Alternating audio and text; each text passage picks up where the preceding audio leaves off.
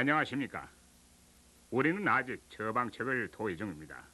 전장에서는 디자인의 체계적인 처방과 스파이로의 구매 단계에 대해 연구했습니다. 오늘은 스파이로의 다음 단계를 연구합시다. 다음은 제조 과정입니다. 우리가 사용하는 제조란 말에는 다음에 두 가지 활동이 포함됩니다. 첫째는 제조 계획 수립, 즉 공장 내에 있어서 제품을 능률적이며 효율적으로 생산하기 위한 준비를 갖추는 일입니다. 둘째는 생산, 즉 계획의 실행입니다. 제조 계획은 품질 보증에 대한 사전 경고에서 대부분의 내용을 파악할 수가 있습니다. 품질에 대한 제조 계획 수립에서 가장 기본적 필수 사항은 제조 공정이 허용차 범위 내에서 유지되도록 하는 것입니다. 몇 가지 접근법이 있습니다. 먼저 공정 능력 연구에서 시계 샤프트의 경우를 예로 들 수가 있습니다. 만일 시계 공장의 제조 계획 수립자가 원래 제조 계획의 일부분으로서 이와 같은 연구를 했었더라면 폐기와 분류를 위해서 수년을 허비하지 않았을 것입니다. 공정 능력 연구에서 우리는 제품을 측정하여 간접적으로 그 공정을 측정합니다. 그 제품은 즉 공정을 말해줍니다. 둘째로 우리는 공정에 대한 직접적 측정으로 공정의 타당성을 보장할 수 있습니다. 예를 들면 제조 공장에서 사용하는 소독 공정입니다. 우리는 소독기 내부의 열 발산을 점검하기 위하여 열전대를 이용할 수가 있습니다. 그것은 소독기 내부의 모든 부분이 유해한 유기체를 파괴하는 데 필요한 최소한의 온도를 얻을 수 있는 것이 아니라는 것을 우리들에게 말해주는 것입니다. 세 번째 접근은 공정 변수와 제품 간의 상호 관계를 밝히는 것입니다. 이들 관계에 대한 지식은 높은 공정 수율과 앞으로의 개선을 위한 중요한 열쇠가 됩니다.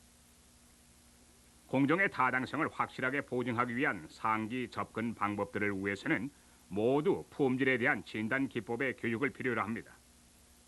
우리 제조 계획 수립자들은 각 공정의 기술에 대하여 뚜렷한 교육을 받고 있습니다. 그러나 그들은 진단 기법에 대한 제한된 교육을 받았으므로 그러한 능력을 얻기 위해서는 품질 전문가의 도움이 필요합니다.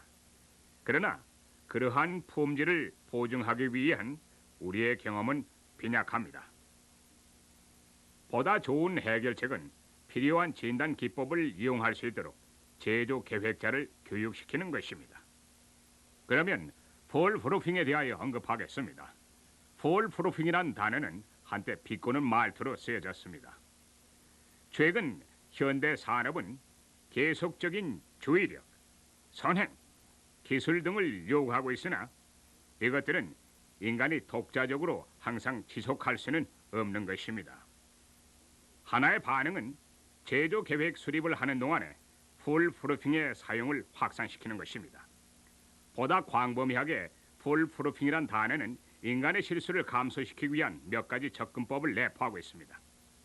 가장 오래된 접근 방법은 인간의 근육과 감각에 의존하는 것입니다. 계획자는 물건을 다루는 과정에서 파손을 감소하기 위하여 특수 용기를 만들어 물건을 고정시키고 취급상 주의사항을 표시하는 등의 방법을 사용하였습니다. 인간 감각에 대한 도면은 광범위한 세부 장치와 정밀회로 TV와 같은 기구도 포함됩니다.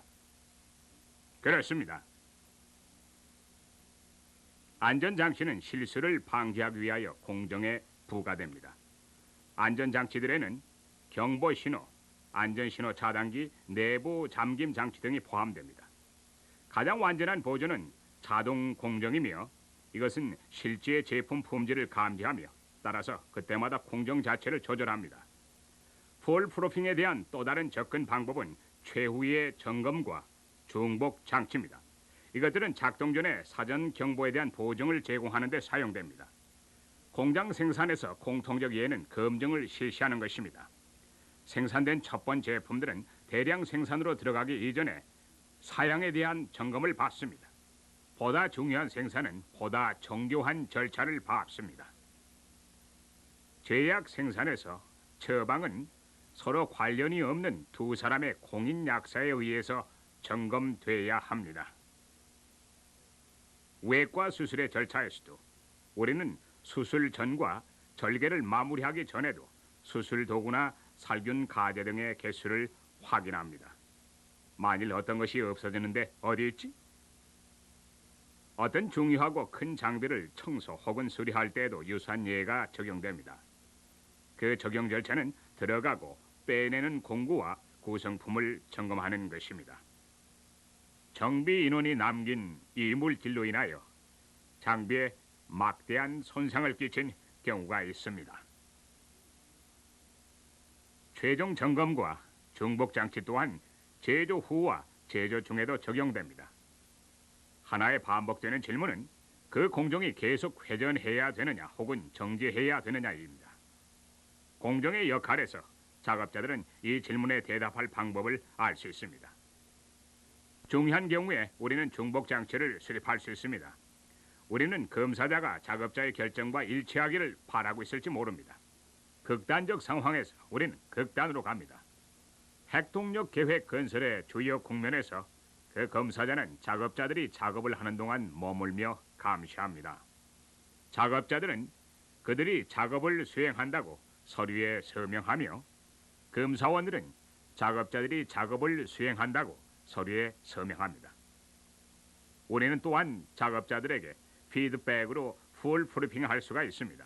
이들 작업자들은 사양서를 확인하고 있는가를 알 필요가 있습니다. 적용되는 풀 프리핑 원리는 작업 수행에 대한 메시지가 작업자들에게 전달돼야 된다는 것입니다. 그 메시지에는 제품에 관한 자료가 포함되며 그 메시지의 출처는 공정으로부터 직접 옵니다. 예를 들면 조종반의 한 작업자가 스위치를 누르고 3개 피드백을 받습니다.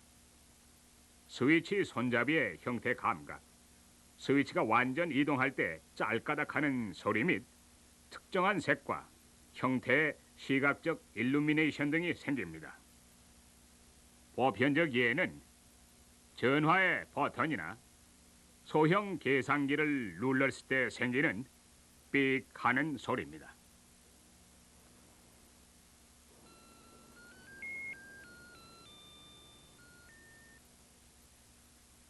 이런 소리 중에는 당신에게 선율적 감각을 주기도 합니다.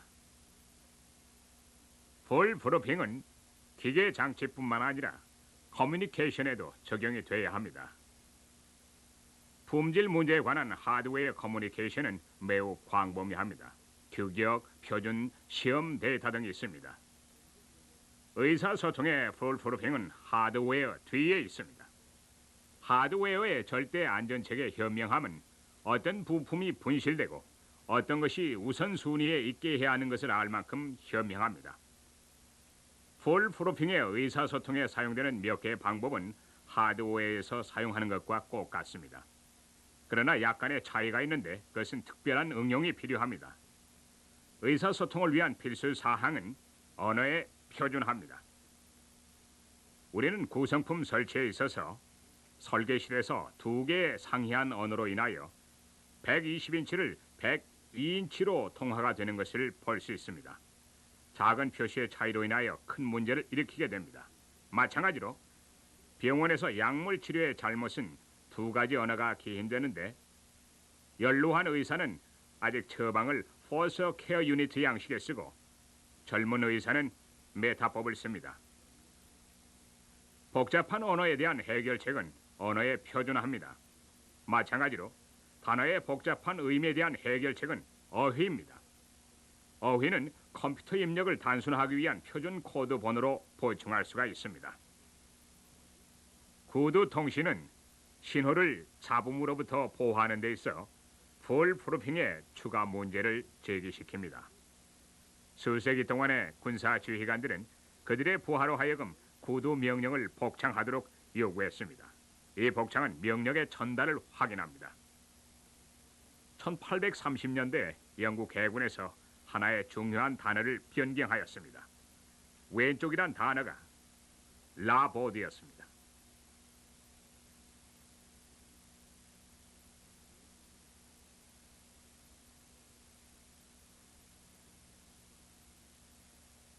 오른쪽이란 단어는 아직 스타보드라고 합니다.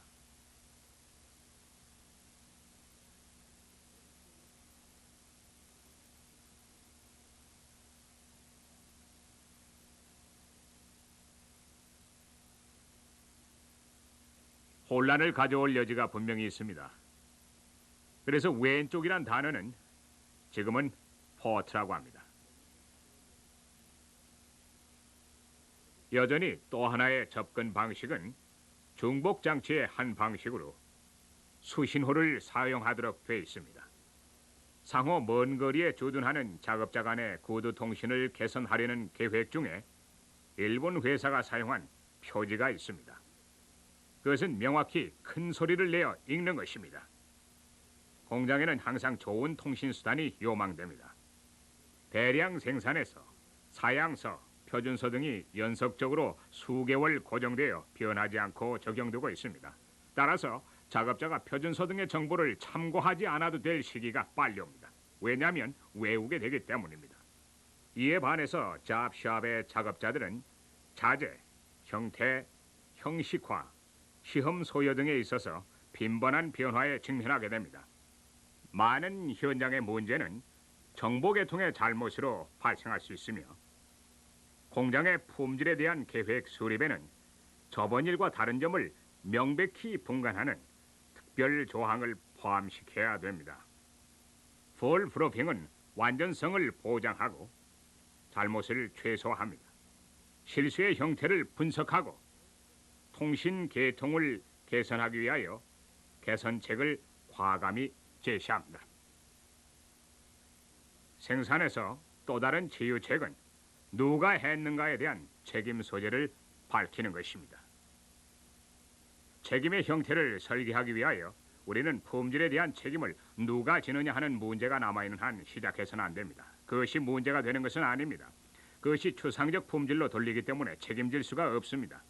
우리가 해야 할 것은 그 문제를 이해할 수 있는 부문으로 분해하고 결단과 행동으로 옮기는 것입니다. 여기에 확실한 접근 방법이 있습니다. 해당 공장 부서와 관련된 중요 인원을 소집합니다.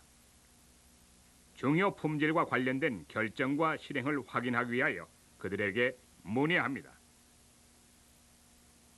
이에 대하여 누가 결정을 할 수 있으며 누가 실행을 하는가를 또한 확인하기 위하여 문의합니다.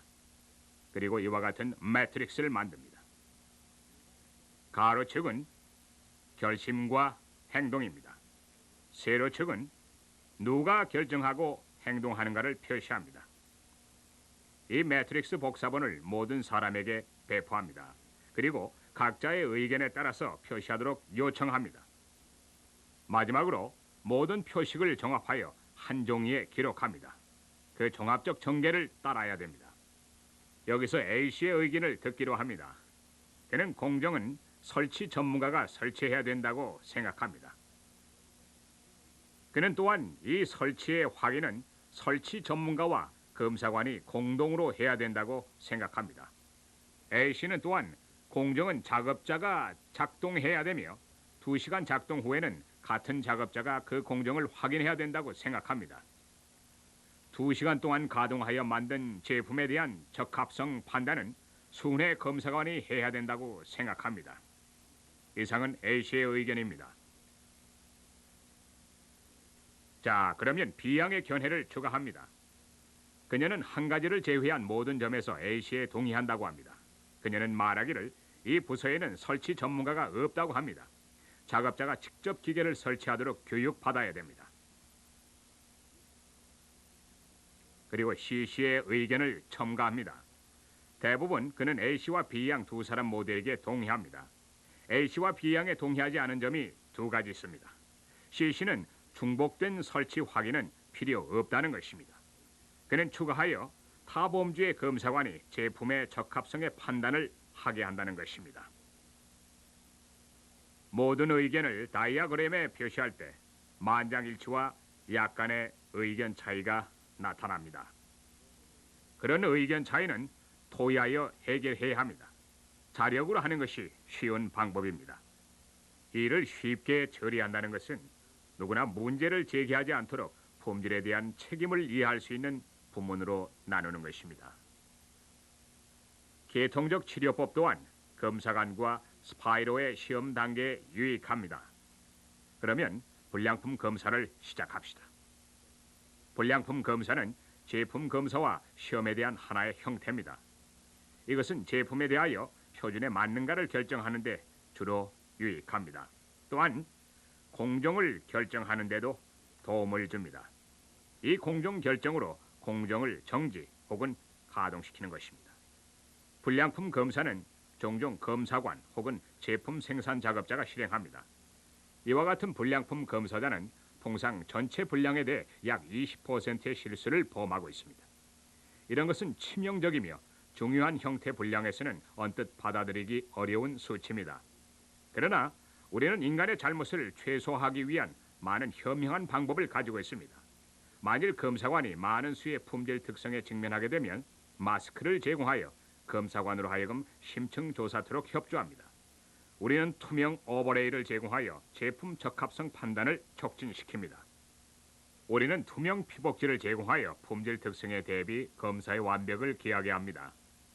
또한 감응 촉진제, 광학 돋보기, 음성 확대경, 경보 신호 등도 제공합니다. 이상은 인간 기억에 도움을 주는 기계들입니다. 예를 들면 비교로 검사를 촉진시키는 실체 견본들입니다. 검사 비교에 의한 판단이 표준 기억력에 기초한 판단보다 큰 적합성을 준다는 것을 알게 됐습니다. 다른 하나의 접근은 업무의 재편성입니다. 행동과학자는 직무 순환, 직무 확대, 휴식기간 등과 같은 치유책을 주장합니다. 군사 지휘관들은 경계 최대 시간을 얼마로 하느냐에 대하여 오랫동안 토론해 왔습니다. 어떤 지휘관은 전시에는 반 시간마다 경계를 변경했습니다. 이상적 접근 방식은 인간을 고려하지 않은 점검과 시험입니다. 이것은 특히 100% 비파괴 시험에 널리 사용되었습니다. 비파괴성 시험 장비를 유지하기 위하여 인간의 기술이 필요합니다. 그러나 역시 자동으로 가는 추세입니다. 자, 그러면 인간의 검사 혹은 점검에 관하여 최근에 발견한 중요한 사실을 보기로 합시다. 인간 검사는 두 가지 다른 방법으로 수행됩니다. 즉, 점검자가 주의를 집중하여 점검하는 적극적 점검이 있습니다. 둘째로, 주의를 집중하지 않은 소극적 점검이 있습니다. 설명을 하기 위하여 인간의 안전에 중대한 영향을 미치는 점검을 살펴봅시다. 헌혈소에서 적혈구 혈장이 옮겨진 후에 기증자에게 돌아갑니다. 적혈구는 원래 기증자에게 돌아가야 되며 다른 사람에게 돌아가면 안 됩니다.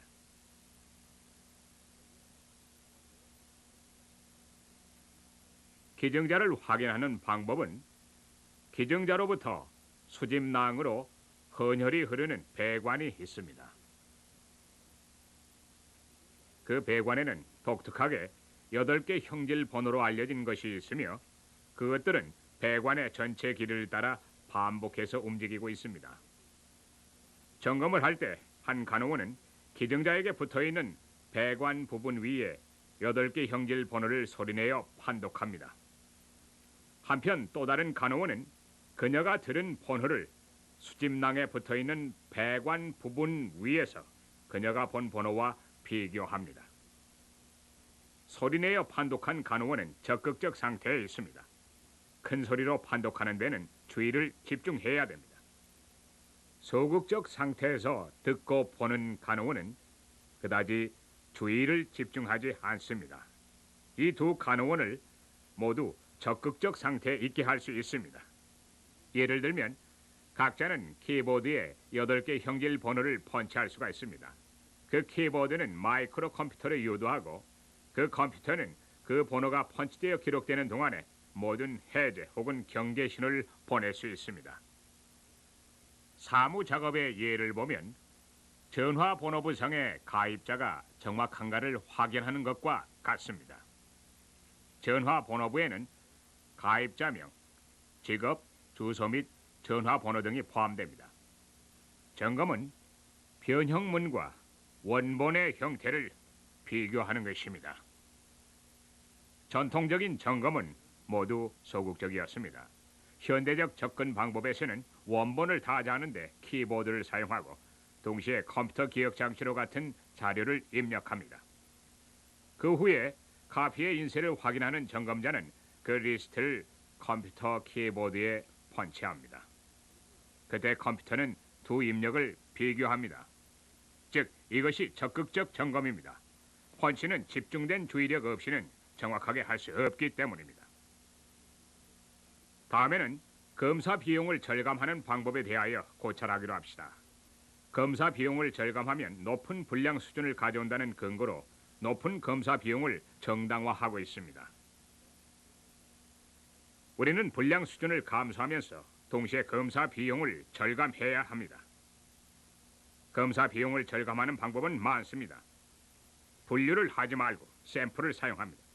만약 만성적 분량이 허용 수준으로 감소되었다면 분류는 샘플 채취로 대체됩니다. 물론 샘플 채취 비용을 절감합니다. 우리의 샘플 채취용 탁자에는 통상적으로 무작위 샘플 채취로 인한 많은 정보가 집결하게 됩니다. 이런 방식으로 인하여 많은 무작위 샘플 채취 비용이 들게 됩니다. 우리는 기타 해당되는 정보를 이용할 수 있습니다. 즉, 공정 능력과 안정성 그리고 생산 과정입니다. 우리가 추가적 입력을 사용할 수 있을 때와 작은 양의 무작위가 아닌 계층으로 구별된 샘플을 사용할 수 있을 때 제조 결과를 고려해야 합니다. 셋째로, 검사는 제품을 운반하여 검사 부서에서 하는 것보다도 제품이 만들어지는 바로 그 장소에서 하는 것이 좋습니다. 개선 논리에 의한 비용 절감은 제외하고 개선된 추적 방식으로 검사를 하는 것이 더 정밀합니다. 넷째로, 작업자 자신이 적합한 조건 하에서 검사하는 것입니다. 우리는 작업자들에게 제품 검사에 추가적 업무를 부과할 수 있습니다. 우리는 품질 검사를 통하여 품질 보증서를 제공할 수 있습니다. 다섯째, 납품업체와 기타 출처로부터 신뢰할 수 있는 시험 자료를 입수하여 사전 시험 자료를 사용합니다. 사전 시험의 중복을 피하기 위하여 검사에 의해 품질 보증서를 제공할 수 있습니다.